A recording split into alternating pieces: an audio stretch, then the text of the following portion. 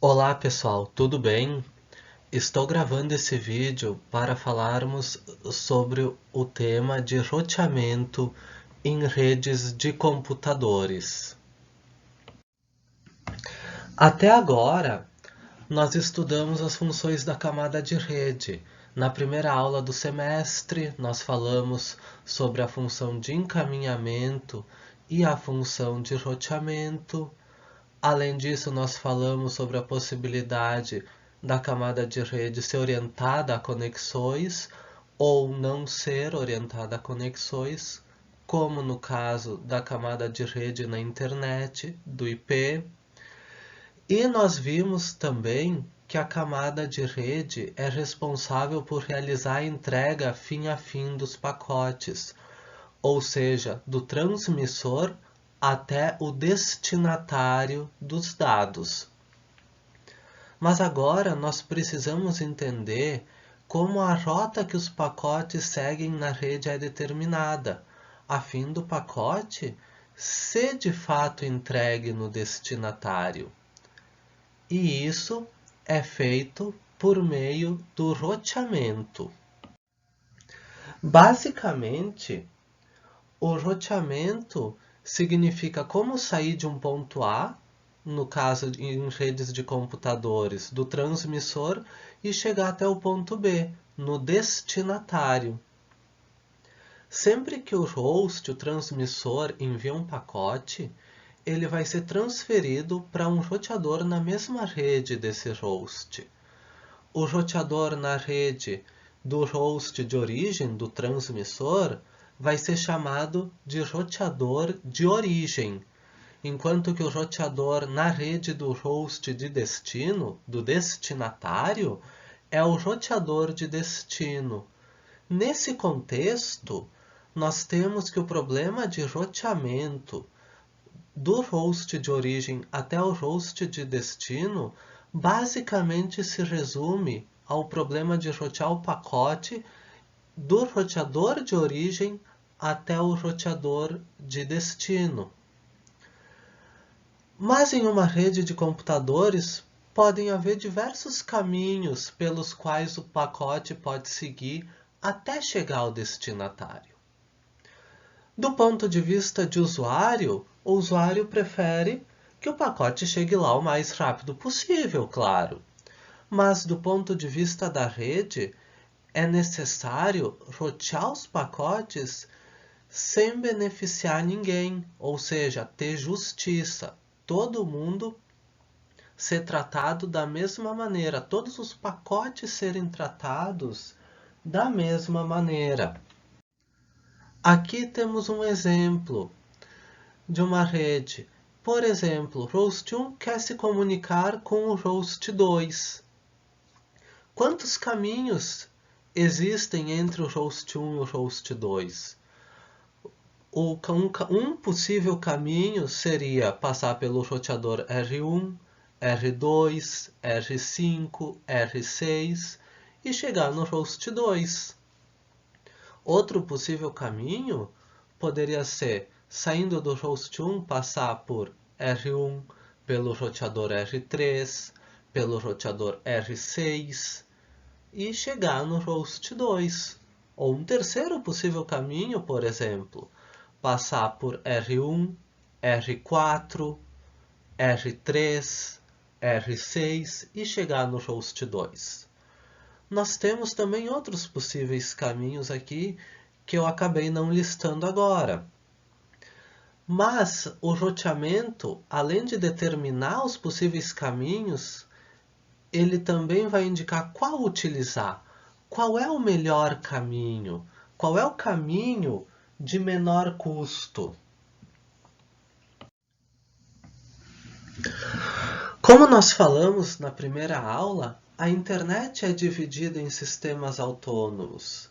E esses sistemas autônomos estão ligados entre si por meio de roteadores de dispositivos de rede ou através, inclusive, de pontos de troca de tráfego na internet. Então, nesse contexto, os hosts vão estar ligados em sistemas autônomos, e hosts de diferentes sistemas autônomos precisam se comunicar. Como é feito o roteamento de um host de um sistema autônomo para outro? Aqui nós temos dois tipos de roteamento. Nós temos um roteamento que é feito dentro do sistema autônomo. Assim, cada sistema autônomo pode empregar a sua técnica de roteamento, o seu protocolo de roteamento. E além disso, nós temos um roteamento entre sistemas autônomos. Basicamente vai ser o protocolo que une tudo na internet, para possibilitar que o tráfego saia de um sistema autônomo e chegue até o sistema autônomo destinatário. Falando em roteamento, nós precisamos falar em tabelas de roteamento. Os dispositivos de rede vão ter tabelas de roteamento que contêm as informações detalhadas sobre como atingir os destinos. Basicamente, essas tabelas de roteamento são populadas pelos algoritmos de roteamento. Mas o tipo de informação que cada tabela de roteamento vai ter vai depender de qual é o algoritmo de roteamento utilizado. Além disso, nós precisamos diferenciar tabelas de roteamento de tabelas de encaminhamento.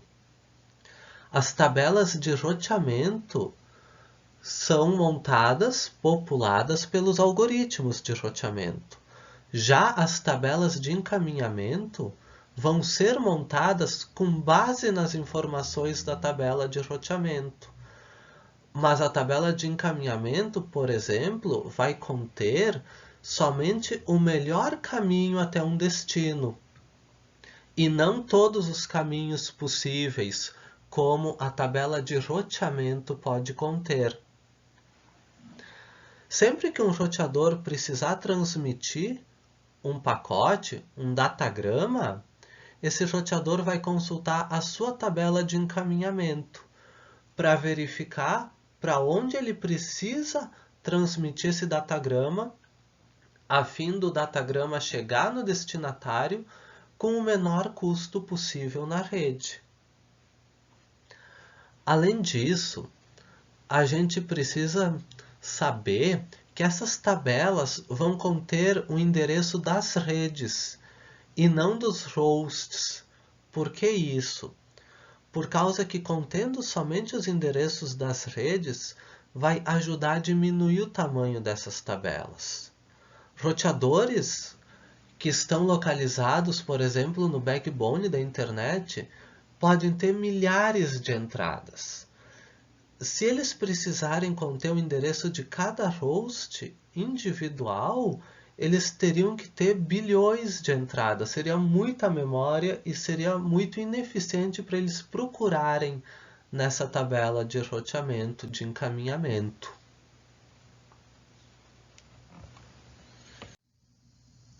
Aqui nós temos um exemplo de tabela de encaminhamento.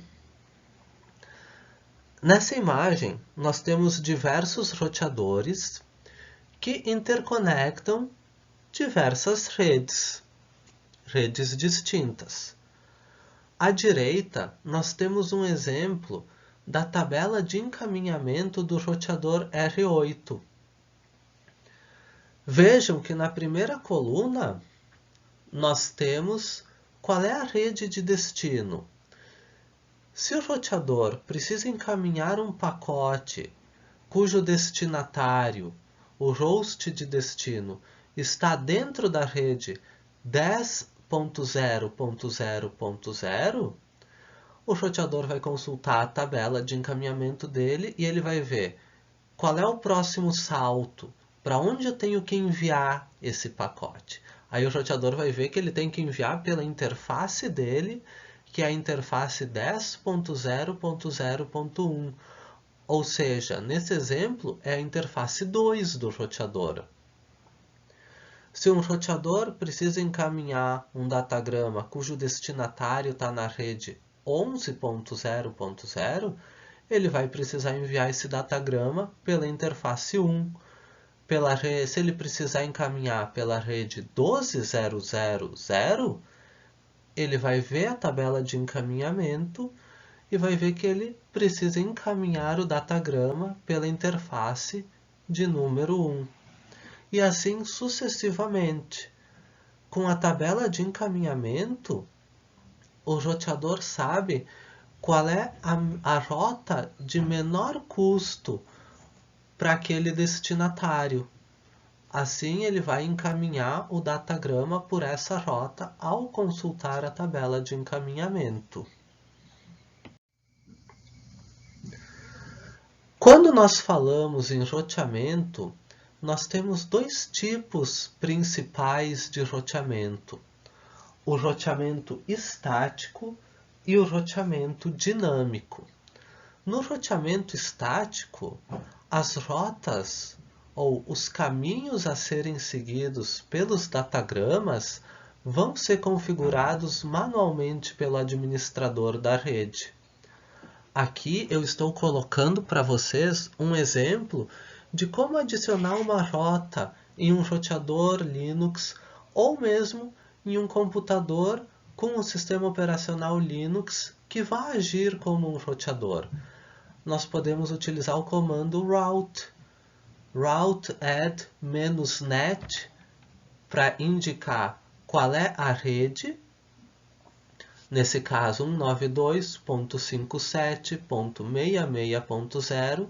Nós indicamos a máscara dessa rede com netmask, nesse caso 255.255.255.0, e nós indicamos para onde nós devemos enviar com GW, que significa Gateway. Nesse caso, 192.57.65.1.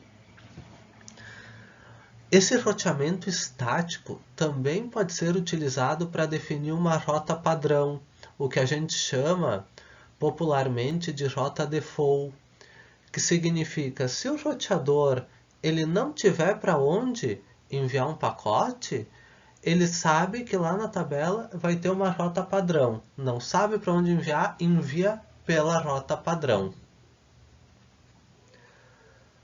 O segundo tipo de roteamento que nós temos é o roteamento dinâmico, que permite aos roteadores montarem e manterem as suas tabelas dinamicamente. E esse tipo de roteamento é o mais utilizado na internet atualmente. Nós temos, dentro do roteamento dinâmico, 3 tipos principais para fazer esse roteamento: por vetor de distância, por estado de enlace e vetor de caminho.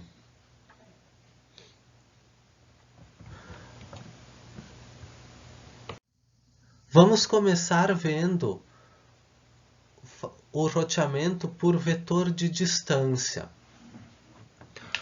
Como é que o vetor de distância funciona?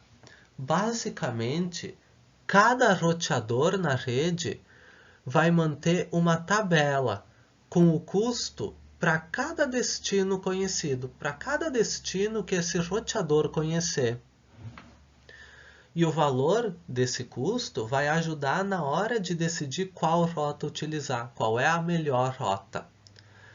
Nesse contexto, caminhos com menores valores vão ser preferíveis. Por exemplo, quando há múltiplos caminhos possíveis até alcançar o destino. Essas informações do vetor de distância vão ser armazenadas na tabela de roteamento. E essa tabela de roteamento depois vai ser utilizada para montar a tabela de encaminhamento. Lembrem que a tabela de encaminhamento vai conter as melhores rotas para os destinos, não todas as rotas. O vetor de distância, ele utiliza a equação de Bellman-Ford para calcular os caminhos com menor custo. Basicamente, nessa equação, como é que ela é feita? dxy indica o custo do caminho mínimo do nó do x para o nó do y, quer dizer, do roteador x para o roteador y. Min v vai ser feito para todos os vizinhos v de x. Cxv vai ser o custo do caminho de x, do roteador x, para o vizinho v. E dvy é o custo do caminho de v para y. Ou seja, para cada vizinho v de x, vai ser feito o custo de x até esse vizinho v, mais o custo de v até o destino y. Isso considerando todos os vizinhos. Fazendo isso para todos os vizinhos, min v vai significar que vai ser escolhido o caminho de menor custo. E esse caminho de menor custo vai ser o caminho utilizado lá na tabela de encaminhamento. O protocolo que utiliza vetor de distância é o protocolo RIP. Aqui nós temos um exemplo. Vamos considerar uma rede com 3 roteadores, 3 nodos. Nodo x, y e z. Entre x e y nós temos custo 2. Entre x e z nós temos custo 7. Entre y e z nós temos custo 1. À esquerda vocês têm o algoritmo que é utilizado e à direita o exemplo para essa rede. Então, a gente começa no processo de inicialização. Para todos os destinos y em n, quer dizer, vamos pegar como exemplo o roteador x. Para todos os destinos que x pode alcançar, nesse exemplo, y e z, a distância de x para y vai ser igual ao custo de x para y. Para todos os vizinhos, a gente vai inicializar o custo de x para os seus vizinhos. Custo de x para y é 2, custo de x para z é 7. E o custo de x para ele mesmo, obviamente, é 0. Então vejam a tabela do nó do x, do roteador x, aqui à direita do slide. Se a gente tiver algum roteador na rede que não é vizinho de x, então o custo, num primeiro momento, é inicializado como infinito. Depois, para cada vizinho de x, a gente tem o custo desse vizinho para os destinos conhecidos.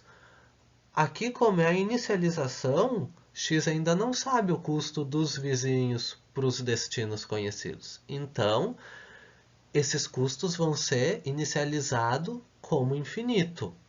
Vejam aqui na tabela do nó do x, na imagem à direita, na primeira coluna. Nós ainda estamos no início, na primeira coluna, ok?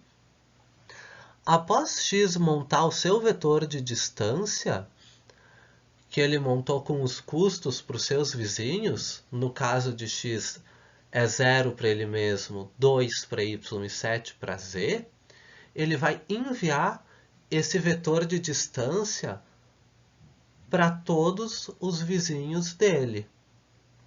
Então, x vai enviar para y e para z. Vejam pelas setas aqui na imagem à direita que saem da primeira coluna e vão lá para y e para z. Y e Z vão fazer a mesma coisa e vão enviar para os seus vizinhos os seus vetores de distância. Ou seja, agora x vai conhecer os vetores de distância de y e z. E agora nós entramos na fase do loop do algoritmo. Inicialmente, o roteador, o nodo, vai esperar até que algum custo mude ou que ele receba o vetor de distância de um vizinho. Ao acontecer isso, quer dizer, ocorreu alguma mudança. Então ele vai recalcular os caminhos mínimos. Vamos seguir aqui no nosso exemplo com o nodo x. X vai aplicar a equação de Bellman-Ford.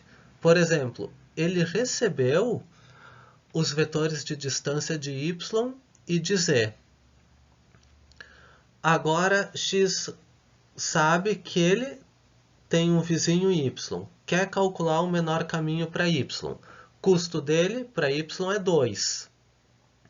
Mas ele sabe, ao ter recebido o vetor de z, que z consegue alcançar y com custo 1. Então ele vai fazer a soma. O custo de x para z, que é 7, mais o custo de z para y, que é 1. Ou seja, seguindo por z, ele alcança y com custo 8. Pela equação de Bellman-Ford, o mínimo entre 2 e 8 é 2. Então, não mudou o caminho mínimo para y aqui. Agora, vamos ver para alcançar z. X alcança z diretamente com custo 7. Mas ele recebeu também o vetor de distância de y. Y disse no vetor de distância que ele alcança z com custo 1. Então, x de novo vai aplicar a equação de Bellman-Ford. O mínimo entre o custo de x para z, que é 7, e o custo de x para y, que é 2, mais y para z, que é 1. Ou seja, passando por y tem um custo de 3. Mínimo entre 3 e 7 é 3. Ou seja, x atualizou seu vetor de distância, porque agora ele sabe que ele consegue alcançar z com um custo menor. Vejam na última parte do loop do algoritmo, à esquerda, que se o vetor de distância de x mudou para algum destino, x vai enviar o seu vetor de distância para os seus vizinhos. Nós estamos na segunda coluna da figura à direita. Vejam que no caso do nodo y, ele recebeu os vetores de distância dos vizinhos, mas o vetor de distância dele não mudou. Então ele não precisou enviar de novo o seu vetor de distância para os vizinhos. Já no caso de z, ele recebeu o vetor de distância dos vizinhos e o seu vetor de distância mudou. Então ele também reenviou para os vizinhos os seus vetores, o seu vetor de distância. Na terceira coluna da figura, a gente vê que o menor custo, os nodos já sabem o menor custo, então seus vetores de distância não foram alterados. Ou seja, eles não precisaram enviar novamente para os vizinhos.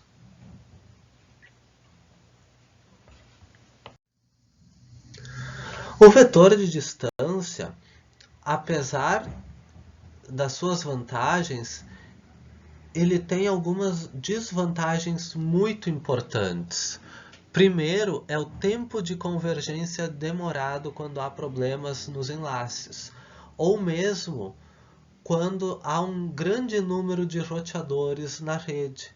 Enquanto essas tabelas de roteamento convergem, a rede pode ficar suscetível a roteamento inconsistente. Por exemplo, Os roteadores ainda não têm certeza de qual é o caminho de custo mínimo, eles ainda não conhecem algum destino, e, portanto, se eles não conhecem o destino e vem um pacote para aquele destino que não é conhecido, eles vão descartar os pacotes. Isso é problemático. Além disso, uma possibilidade é ter loops na rede, no vetor de distância, para redes maiores.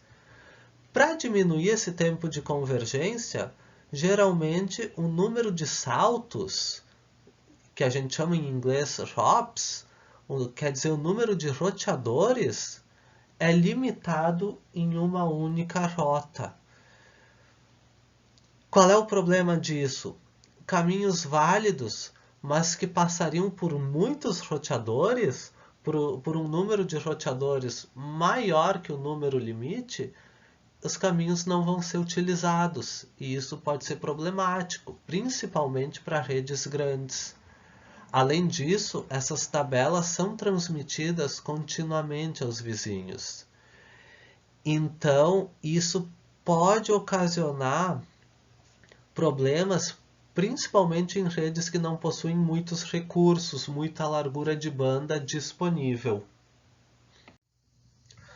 Após, nós temos o segundo tipo de roteamento dinâmico, que é o estado de enlace.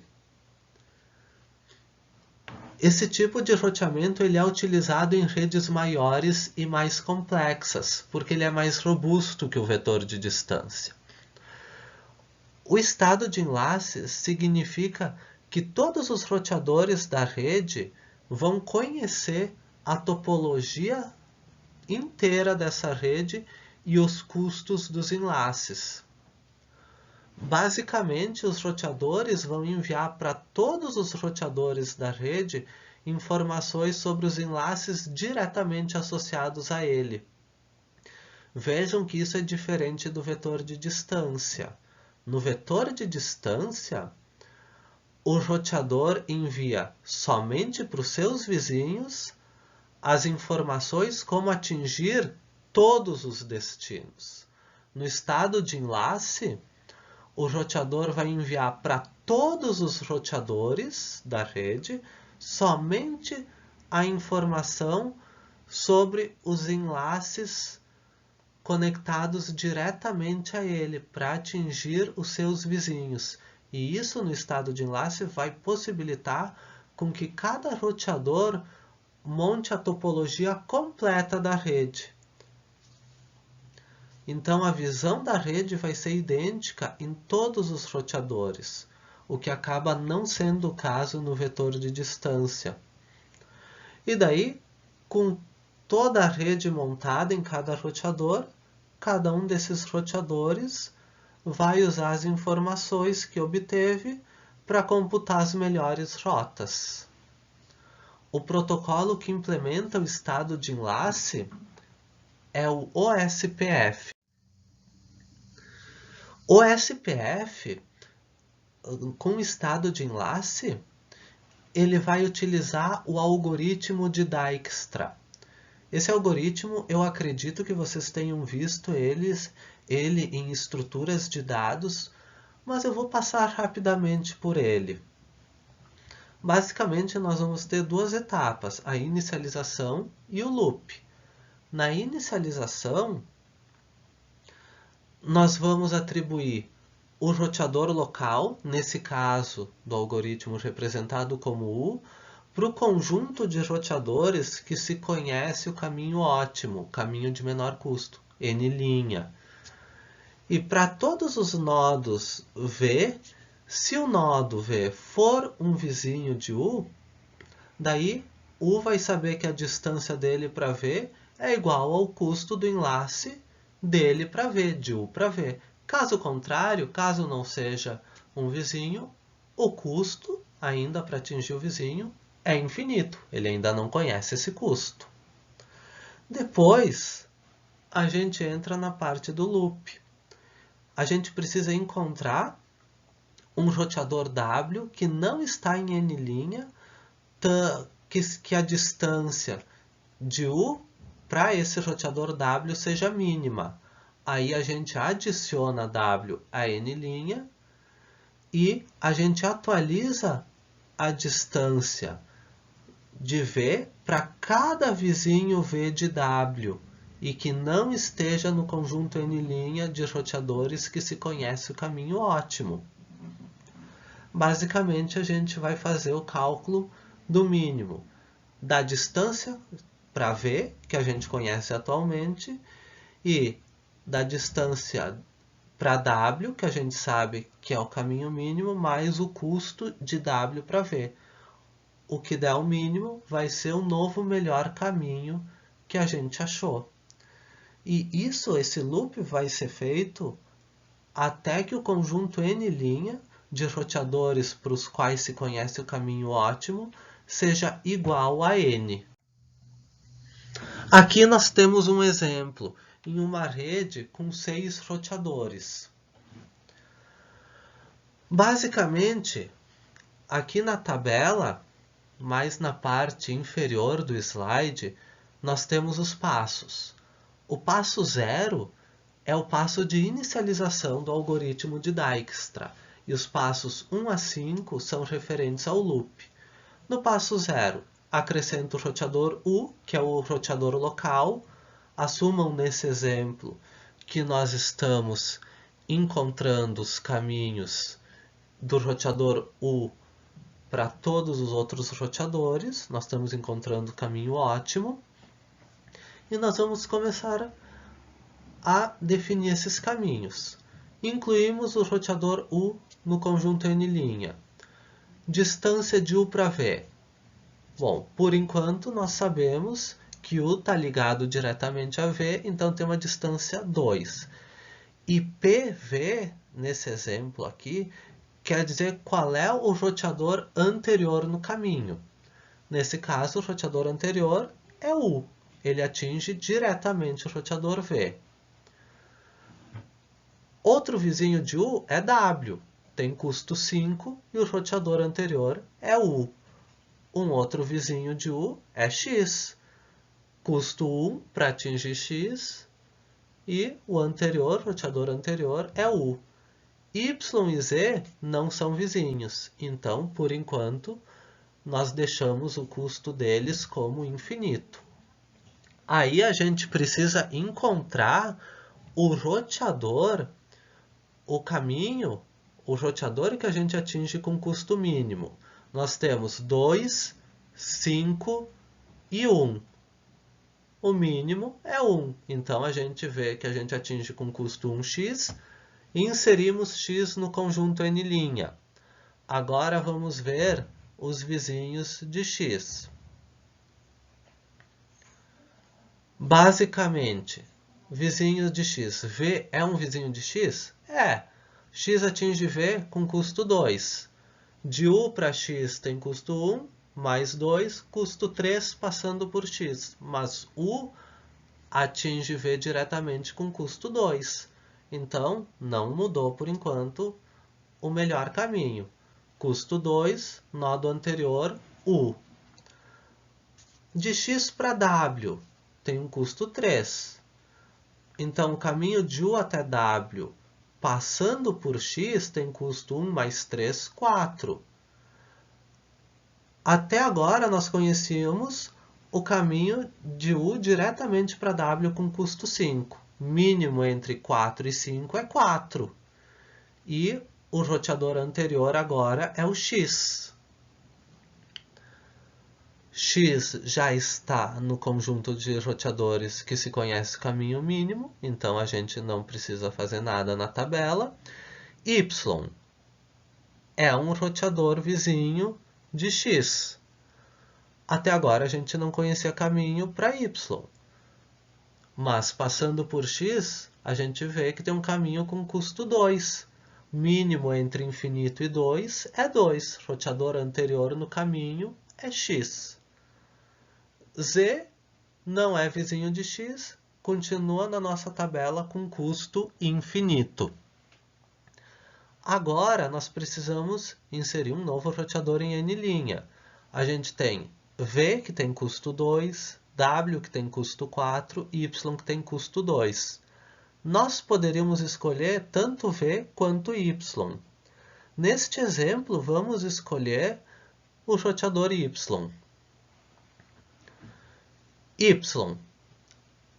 A partir de y, bom, v não é vizinho, então a gente simplesmente copia o valor 2u lá para v. W é um vizinho de y? É. Y atinge W com custo 1. U atinge Y com custo 2. Então, através de Y, nós conseguimos atingir W com custo 3. Até agora, a gente conheceu um caminho com custo 4. Mínimo entre 3 e 4 é 3. O nodo anterior no caminho é Y. Então, a gente atualizou o melhor caminho para W.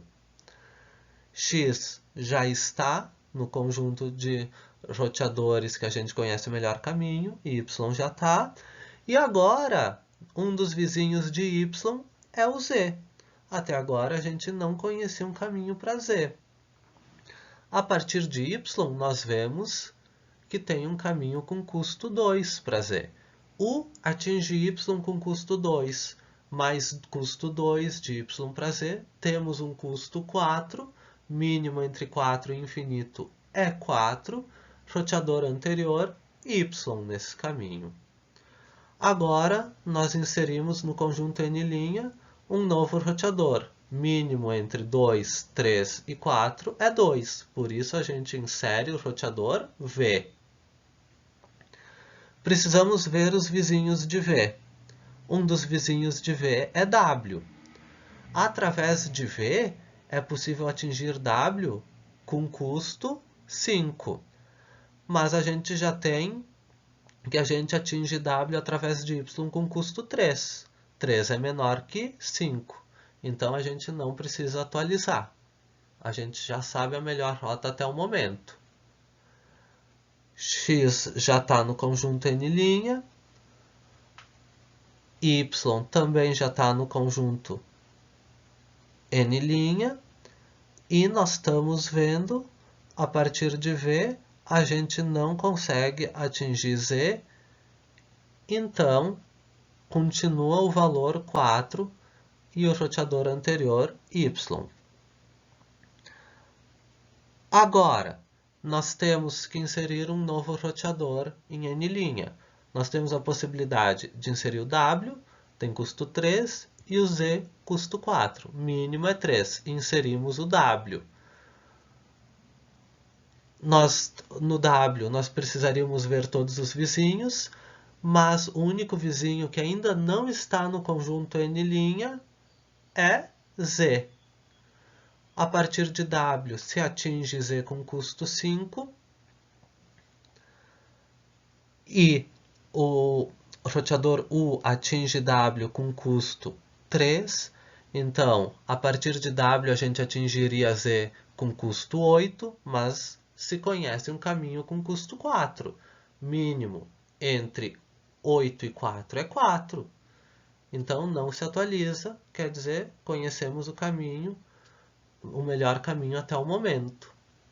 Agora, precisamos inserir um roteador em N', inserimos o Z. E esse é o último passo. Todos os roteadores estão em N', quer dizer, conhecemos o melhor caminho para todos os roteadores. Por exemplo, se eu quisesse, com base nessa tabela, ver qual é o caminho que U faz para chegar até Z, a gente pode pegar pela tabela Z.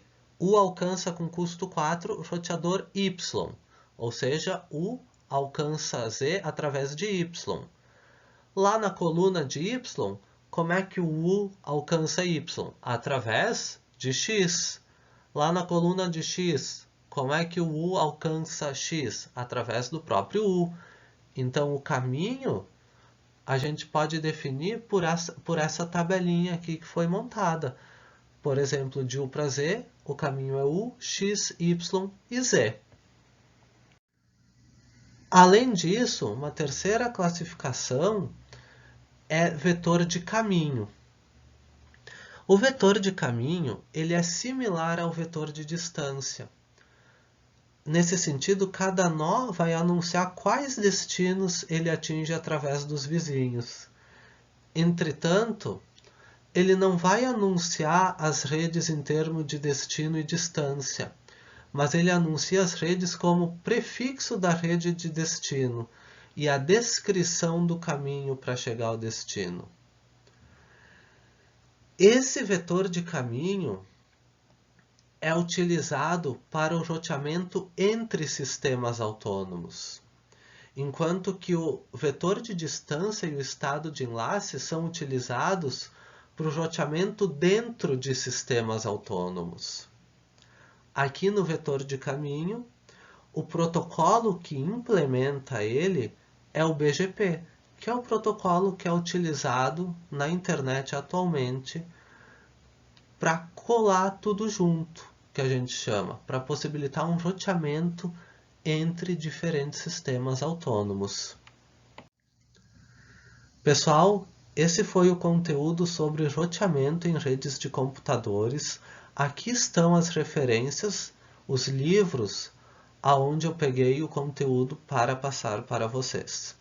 Espero que vocês tenham entendido e qualquer dúvida é só me avisar, é só perguntar.